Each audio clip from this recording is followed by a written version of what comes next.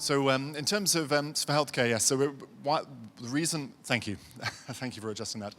So the reason why we're excited about healthcare is because this doesn't just have sort of stable structural growth driven by rising global wealth and people aging, right? You have that structural backdrop, but on top of that, you have innovation. And so this really is a very special sector because it exhibits defensive characteristics, because we all need to consume healthcare, but it also has growth characteristics, because you see the creation of entirely new product categories. Obesity is one example. There never used to be a drug for that. Now there is. You've suddenly got an opportunity set that has got bigger. So in some respects, it's like tech for the growth upside, but in other respects, it's like consumer staples. We all need food, we all need healthcare. At Wellington, we're very excited about the innovation taking place, and so I'll be running through a few of those areas. Wellington is actually the world's biggest investor in healthcare. We manage around $60 billion for various clients around the world, and accordingly, we have the largest investment team. Most of these, and if not all of these, people are scientists by training, and essentially we seek to combine the best of Wall Street with the best of academia. But perhaps first, what are we not excited about this year? Now, I'm sorry, I know some of you are eating. It's a very big screen. We don't have a very exciting choice this year if you're an American. Clearly, it has been a volatile election. If you look closely, you can see Trump has a plaster on his ear from the first assassination attempt. And of course, more recently, we had a second assassination attempt. So this is an unusual and quite extreme election. But specific to healthcare, elections in the US are typically viewed as bad news, because often you have policy debates about issues such as drug pricing and other sensitive subjects which impact the share prices of pharma stocks. Now, this year, as I was joking earlier, the debates have focused more on immigrants eating dogs rather than a real policy debate.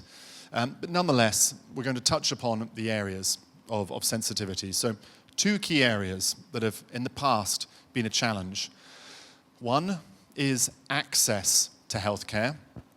The US famously has a private system, but under President Obama, you saw the introduction of Obamacare, which largely addressed the access issue. So it provided millions of more people with healthcare insurance.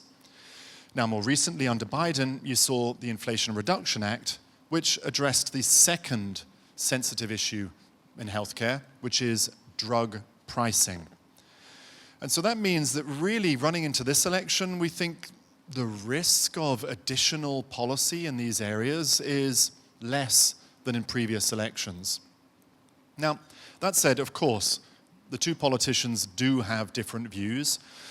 On balance, Trump would probably be better for healthcare. He would probably, at the margins, be better for our portfolio. The reasons for that are threefold. First of all, he and the Republicans are a little bit softer in terms of antitrust, so you will see more mergers and acquisitions under Republicans.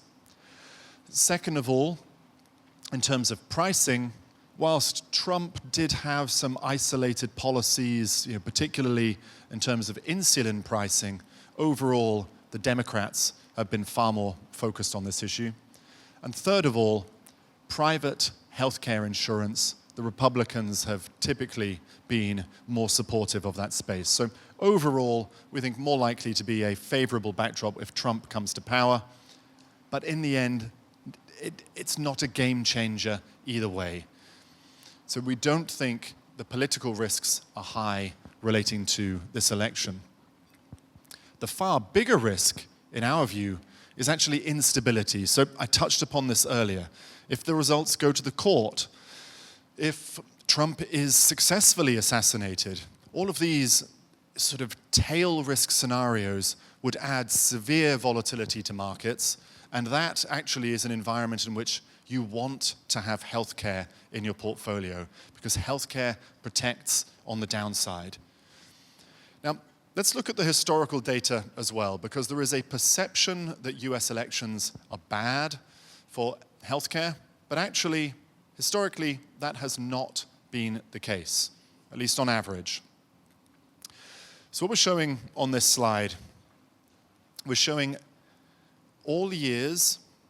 Well, first of all, we're showing performance of the MSCI World in dark blue, MSCI World Healthcare in dark blue, then MSCI World in light blue. Now, in all years, on average, since 1992, so the last 32 years, so the reason we've started with 1992 is because that's when our strategy launched. So in the 32 years since our strategy launched, on average, healthcare has outperformed global markets by about 1.3%, so 9.7 versus 8.4. Now, in election years, those are the bars on the right, you can see two takeaways. First of all, performance of markets overall has been much worse. But second of all, the alpha from healthcare has been much, much bigger. So the question is why? And actually, it has nothing to do with elections. The year 2000 was an election year. It was the dot-com crash.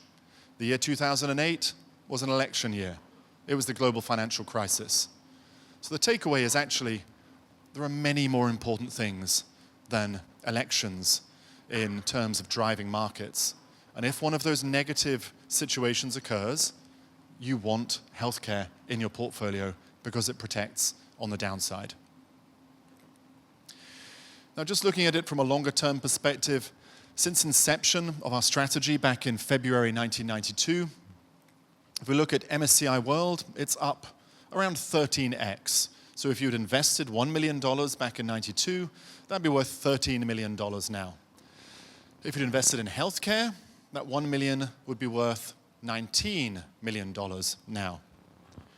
Now, can I have any guesses, please? I love this guessing game. Any guesses, please, for the performance of Wellington over that time? If you had invested $1 million in 1992 in our healthcare strategy, what would it be worth now?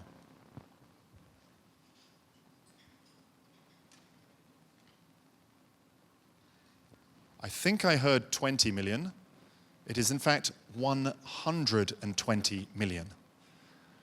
And so that just shows you the incredible power of compounding over time and the importance of staying invested long-term in these kind of strategies. Healthcare can have periods of volatility, but it tends to be lower vol than broader markets, and over time that compounds. Now there is one other takeaway on this chart. If you see the vertical lines, those are showing the dates of US elections. And what's the takeaway? US elections don't matter over the longer term, and we have to stay focused on the longer term. As discussed earlier, almost all of us are very, very bad at timing markets. So moving on. Why is healthcare such a politically sensitive subject? Well, I mean, it's pretty obvious. Of course, we all care about our health, but also healthcare can be very, very expensive. In particular, in the US, the world's biggest healthcare market, costs are very, very high. But you also have bad outcomes. And so we are seeking to invest in companies from a healthcare services standpoint that can result in improved outcomes for patients at lower costs. We want to invest in healthcare, but we want the sector to be sustainable. And healthcare spending can't keep increasing at ever higher rates because eventually there's going to be no money left for anything else.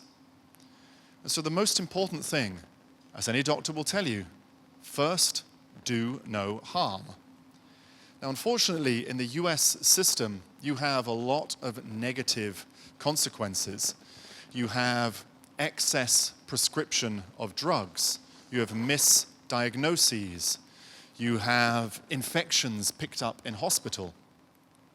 And so I'm going to highlight a quote from The Economist from just a couple of months ago. I'm not sure where they got this number, but The Economist reckons 800,000 Americans are either killed or disabled every year from the healthcare system itself. Now, that seems a pretty high number because in 50 years there'll be no more Americans left.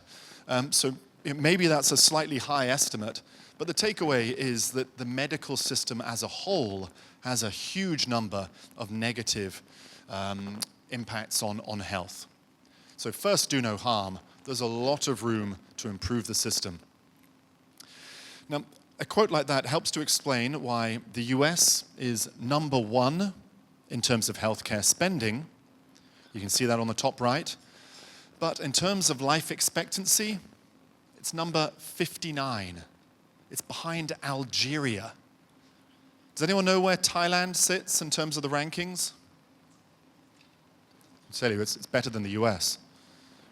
Thailand is number 47 with a life expectancy of 77.7 years, and you spend a lot less on healthcare in Thailand.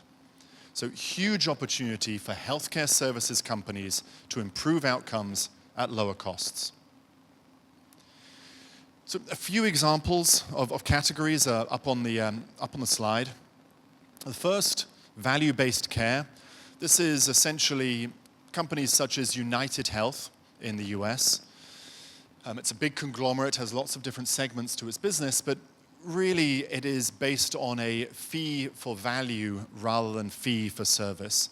So instead of charging fees on the basis of you have a knee replacement, you have a drug prescription, you have this, this, and this, right? That incentivizes excess prescription of drugs and excess surgeries in hospital. Instead of that, it's a different fee-based system.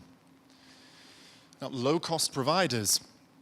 Here we see a couple of exciting areas. So one is home care. So a stock such as Emedicis. This was actually acquired by United Health recently. Now, hospitals, somewhat ironically, can be a pretty dangerous place, especially if you are elderly with a more fragile immune system, because there are a lot of infections you can pick up in a hospital. Now, if you have home health care, you're actually much safer, and actually the costs, surprisingly, can be lower. Another area of growth is in behavioral and addiction centers. So stocks such as Acadia Health in the US. This is a business focused on, amongst other things, treatment of addiction. Now, I was just in the US last week, and a tragic development in the US over the last decade has been addiction has become a much, much bigger problem. Homelessness, as a result, is a much bigger problem. You see people doing drugs on the street all the time. These are the kind of companies that are trying to solve that problem, and where you also have, critically, bipartisan support. So the Democrats and the Republicans support more spending in addressing this problem. Final example, biopharma biopharma productivity. So these are your contract research organizations, the companies to which pharma stocks outsource the operational work. And so a company such as Thermo Fisher, as an example, they are the manufacturer of the drug Wegovy, which is the obesity drug produced by Novo Nordisk. So that's an indirect way of playing the obesity opportunity. But really, when we talk about healthcare, what people think about and what people are more excited about is not healthcare services, it is drugs, it is medical technology. And so moving on to talk about this area of opportunity, this is really where you see the upside. This is really where you see the creation of wholly new markets. Cancer is the second biggest killer in the United States and indeed globally. And there are ever more innovative technologies here. So we're highlighting here antibody drug conjugates. These are essentially the heat-seeking missiles of cancer treatment. And so rather than a typical chemotherapy treatment in which the drugs are essentially indiscriminately absorbed by the body, resulting in awful side effects, antibody drug conjugates, they attach the chemotherapy drug to antibodies. Those antibodies are then delivered directly to the tumor, hence the heat-seeking missile analogy. So this is more efficient, more efficacious, and reduces side effects. So we're showing here on the left-hand chart 2 examples of that. Ella here is an ADC produced by a stock called Immunogen, acquired last year. And we're showing versus traditional chemotherapy, it reduces death by 33%. The bar to the right, Enhertu, we're showing Enhertu, which is produced by AstraZeneca and Daiichi Sankyo, and that reduces the risk of death by 36% compared to an existing ADC, Kadcyla. And so you're seeing, first of all, ADCs are better versus traditional chemo, but second of all, ADCs are getting better over time versus other ADCs. Now, the total market in the US for ADCs, there's around 11 or 12 approved drugs, with sales, estimates vary, sales between $5 to $10 billion. Now, overall cancer spending is around $200 billion, and it's rising every single year. And critically, ADCs are rising within that. So this is the ideal growth example in biotechnology. You have a market that is growing, and where the new product is taking a growing share of that market. Now, probably the biggest opportunity, if you'll excuse the pun, is obesity drugs. Now, I was trying to think of an example of unhealthy food here in Thailand. And you know, we're talking about it on our table, and so maybe milk tea, maybe too much sticky mango rice, maybe I don't know, too much massaman curry. But actually, the Thai diet is pretty healthy. As I say, I'm just back from the US, where, well, it's a rather different backdrop. You know, in an ideal world, of course, people would eat maybe a little bit less mango sticky rice, maybe a little bit less McDonald's. But the reality is, for many people, it's not as easy as that. And we want to see improved outcomes for people and for society. And GLP-1s are an incredible opportunity for society. So it stands for glucagon-like peptides. And essentially, these work by making you feel full. I think many of you will already be familiar with these drugs. Now, it's when we're hungry that we make bad food decisions. So my very first job when I was 16 was at the local McDonald's drive-through by my school. Now, you can imagine my surname is MacDonald. Just imagine how funny all my school friends thought it. So they would come in and they wouldn't even order any food. They would just laugh. But ever since then, I have loved McDonald's. I love McDonald's. And whenever I get too hungry, especially if I've had a couple of beers, I often find myself at McDonald's. And so it's when we're hungry that we tend to make bad food decisions, right? And so the great thing about these drugs is they make you feel full. You don't feel so hungry, and so you make better decisions. And so running into, looking at the data, highlighting here on the chart, you know, the clinical trials that have been done. So in terms of lifestyle changes, the reality is it's very, very difficult to lose weight. Now, so you got about a 2.4% weight loss from lifestyle changes alone. Now, in these clinical trials, if you add Wegovy, the drug from Novo Nordisk, you see a 15% weight loss. If we look at Mounjaro, which is the drug produced by Eli Lilly, and if you look at long-term trials, this is 88 weeks. The crucial takeaway is not only do you lose the weight, but the weight stays off. And so that's a 25% reduction in weight. Now, the average weight loss, you know, the participants were Americans, so they were a little bit larger than people here, the average weight loss was a staggering 26 kilograms. That's probably half the weight of a number of people in this room. So the efficacy of these drugs is incredible. In total, you have about 1 billion people who are obese globally. You have approaching 40% of the US population that is obese, but the percentage that have a GLP-1 prescription is tiny. So the growth opportunity here is still huge. Right? You've seen a lot of share price performance already from Novo and Eli and others, but there's still a long way to go. So highlighting that, this year, we're looking at spending of roughly 50 plus billion on GLP-1 drugs. Prices will come down in coming years, but volumes will increase considerably. So in our estimates, you'll see around 150 billion in spending by 2030, with oral tablets increasingly taking market share versus injectables. Now, what's perhaps more exciting than just the obesity benefits is that the benefits of these drugs go across wide categories: cardiovascular health, kidney disease. There are links to Alzheimer's, a whole host of other areas.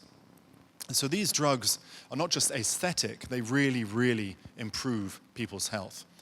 Now, a key area as well that is of interest and is taking a fair amount of research at the moment is the question of addiction. And so for some of the very large people in the likes of the US, people are addicted to bad food. And these drugs appear to have anti-addiction qualities. And so there are potential treatments for drug issues, for alcoholism, for other areas. So this is an area of research that is being undertaken at the moment. And it's still early days, but it's another really exciting aspect of these drugs. So I mean, truly these are, at this point in time, appear to be potentially wonder drugs with many different applications. Now, I'd be remiss to not talk about AI. Now, healthcare is a notoriously inefficient sector, whether it comes down to diagnoses or drug development. And in particular, there is a rule, a law. It's called Eroom's Law. Now, it's actually a little bit of a joke because it's the reverse of Moore's Law. Now, some of you may be familiar with Moore's Law. That is the law that semiconductor, I should have asked Brian for this, I think semiconductor computing power doubles every 2 years, something along those lines. Thank you, Brian. Now, Eroom's Law is the reverse of that, whereby essentially the productivity of drug development is getting worse every single year. And so the time it takes to develop new drugs is getting longer and longer and more expensive. The drug is called Len-Meldy, and for one course of treatment, it's a one-off drug, so you don't take it on an ongoing basis, it costs $6 million. That is clearly unaffordable for most people. And so the opportunity for AI to improve drug development is really a very exciting area. So one example is Google's AlphaFold. Now, this has been used to map the shape of proteins. Now, historically, proteins, their shape has been mapped using intensive laboratory trials, which are very, very slow moving. Now, there are millions and millions and millions of proteins. And the shape matters because that determines how a drug interacts with the protein. If you have the shape of the protein, that makes drug development very quick. And so previously, you would have to run trials, and you'd be running trials on thousands of proteins over the course of months. Now you can run trials on millions of proteins in minutes. So that's one example of an area where you've seen incredible improvements in efficiency in drug development. I should mention what was showing up on the slide. Hopefully it's self-explanatory, but it's just highlighting the process of getting from new drug compounds to approved drugs is very long, time-consuming, 50,000 at the start through to 1 at the end, and the costs over the last decade have almost doubled. So that increased integration of AI provides some real opportunities. Moving on to medtech, may I ask, has anybody heard of intravascular lithotripsy? I can barely say it. Okay, so I'm guessing there aren't too many doctors in the audience, so that makes me feel a bit more comfortable. So this is an exciting new technology. It was originally used to treat kidney stones, and has now been honed to the point that it can treat calcified arteries. Now, historically, the challenge with calcified arteries, if you've got too much cholesterol, too much fat in your diet, you get these plaques on your arteries, and that reduces blood flow, and in extreme outcomes can result in heart attacks. Now, the traditional means of treating this is a heart stent. So essentially, you put a little tube in your artery which kind of expands and then enables blood flow. But the more calcified your artery, the greater the risk is that your artery actually ruptures, it breaks, with potentially fatal consequences. And so what this technology does, intravascular lithotripsy, it uses shock waves to break up the calcified plaques.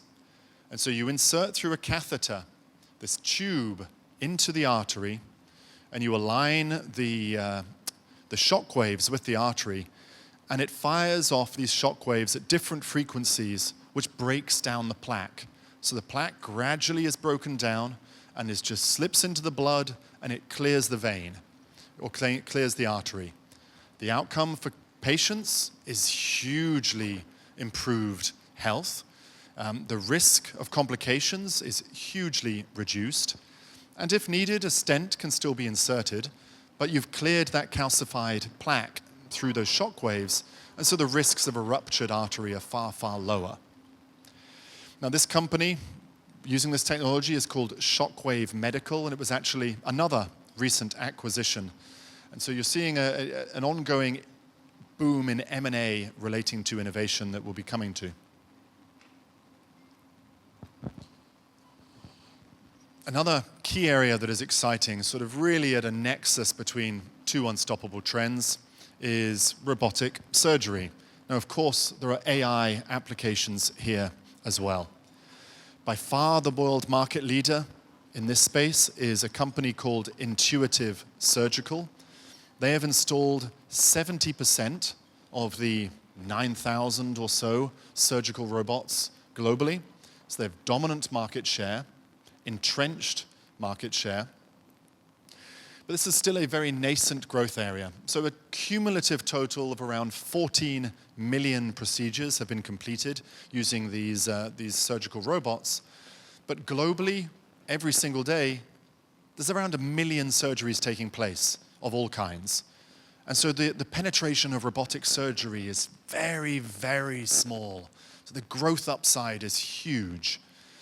Now, the key aspect that's exciting now is that the capabilities of these robots are getting better and better. So the AI computing power of the latest model, the Da Vinci 5, is 10,000 times greater than the Da Vinci 4. And so this enables this robot to have real-time recommendations during a surgery that's customized for individual patient physiology. Of course, AI has access to vastly greater data sets than any individual doctor. And so once again, this translates into better outcomes for patients.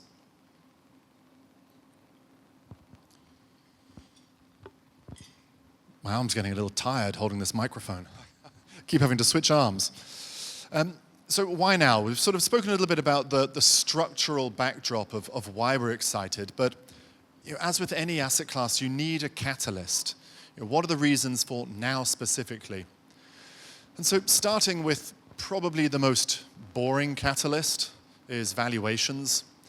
People like me and people like Brian, we love to talk about valuations, but you need a catalyst for valuations to re-rate. So let's just look at the starting point.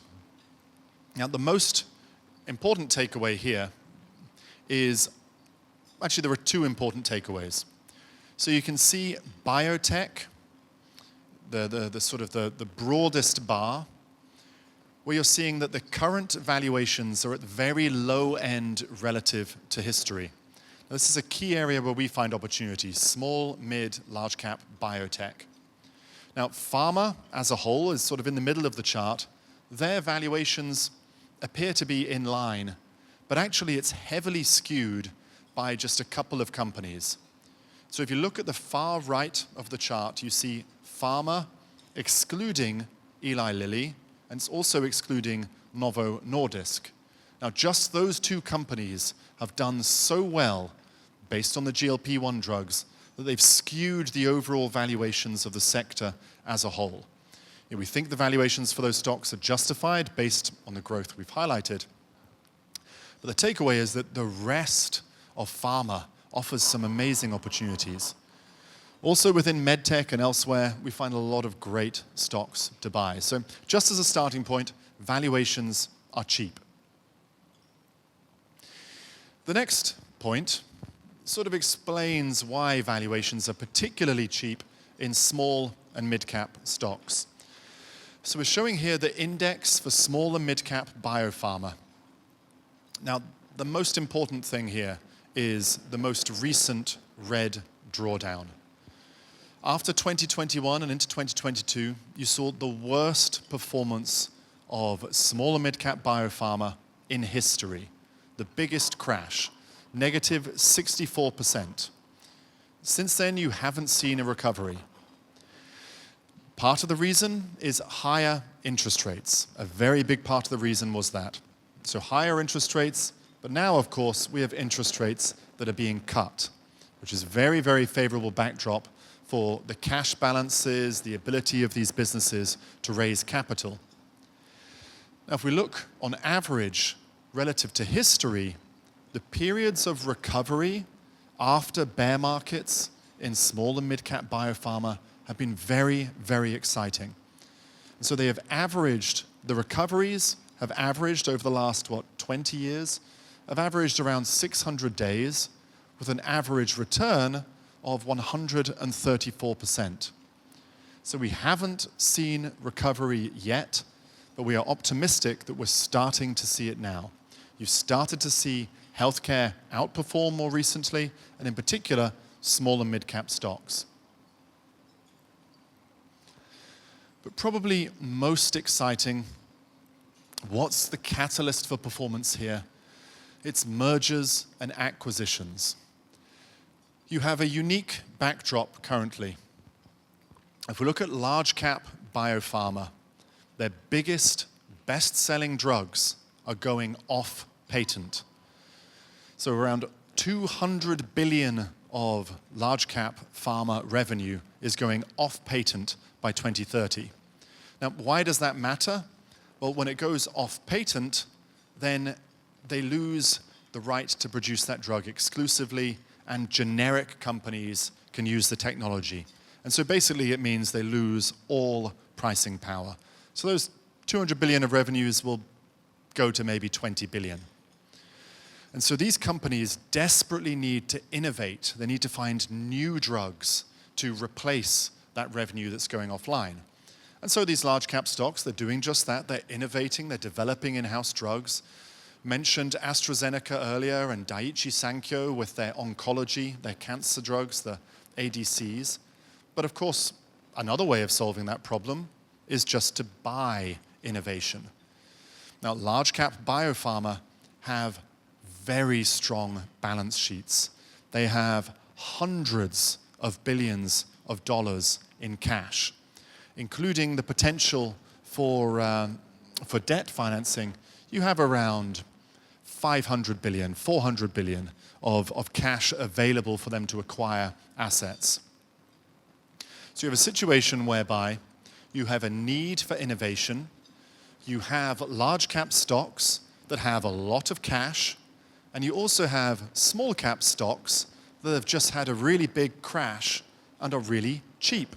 So all of this adds up to a very favorable backdrop for M&A. And with interest rates falling, that's an additional catalyst. So on this slide, there are a few examples over the last 18 months or so. Now, starting with last year, down at the bottom, you can see Pfizer bought a biotech company called Seagen. They are focused on ADCs. We've spoken about ADCs already. So a big book of drugs in the pipeline. So actually the purchase was less for the existing drugs that Seagen has, more for the pipeline drugs. AbbVie purchased ImmunoGen, and you can see that guided missile analogy again. So ImmunoGen is another ADC company. ImmunoGen was the stock that produces the drug Elahere that we mentioned earlier. It's used for ovarian and breast cancer, amongst others. The stock was up 200% last year when they got approval for their drug, and then they were up 600% after AbbVie purchased them. So that really shows you the share price opportunity in these small and mid-cap stocks. Historically, this has been an area where we've really generated a lot of alpha because of that upside. You can see Shockwave Medical. This was the company that built the intravascular lithotripsy technology. That has been acquired by Johnson & Johnson just last year, or maybe actually earlier this year. Again, kind of in the middle, so I'm starting from the bottom. Amedisys, I mentioned this company earlier in the healthcare services segment. This is a home health stock. As mentioned, a lot of advantages to patients and a lot of advantages in terms of costs from home health. United Health has purchased them as a result. Bristol Myers Squibb. And so all of these stocks, incidentally, all of the stocks that were acquired were all stocks in our portfolio. That's why they're up on screen. So Karuna Therapeutics, this was acquired by Bristol Myers Squibb. It's involved in neurological diseases such as schizophrenia. Bristol Myers also purchased Raise Bio. Now, we spoke about antibody drug conjugates, but you also have radio drug conjugates. And so another key cancer treatment is radiation therapy, which, of course, once again has devastating side effects. But this technology that Raise Bio utilize, you attach the radioactive isotope directly to the antibody, and it's delivered directly to the tumor. So it's exactly the same as antibody drug conjugates, but instead of delivering chemo drug, you're delivering the radioactive isotope.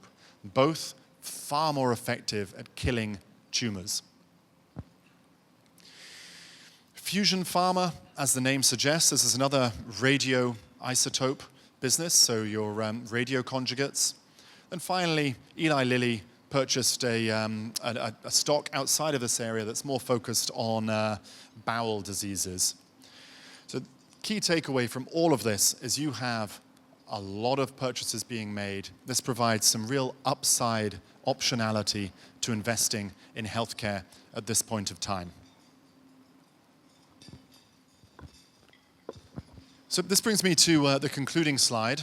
We'll have a few minutes for Q&A if we're still intending on doing that. But the key takeaways here, first of all, there are much more important market events than elections. And if this year has a negative market event or a negative election incident, whether it is an assassination or another issue, having healthcare in your portfolio, it will be very, very good news. We also see healthcare as a structural, long-term opportunity. It's very difficult to trade in and out. Opportunities are across healthcare services, but critically also in the more innovative areas of biopharma, drugs, medtech, and critically there are catalysts for performance going forwards. Healthcare has underperformed. We discussed earlier that broadening of earnings taking place. So we think it's an ideal time to be looking to complement your existing core global equity portfolio with some healthcare exposure. So with that, I have, I think, a good few minutes in which I could take Q&A, if there is any Q&A on healthcare, and I'll wrap it up there. So thank you very much.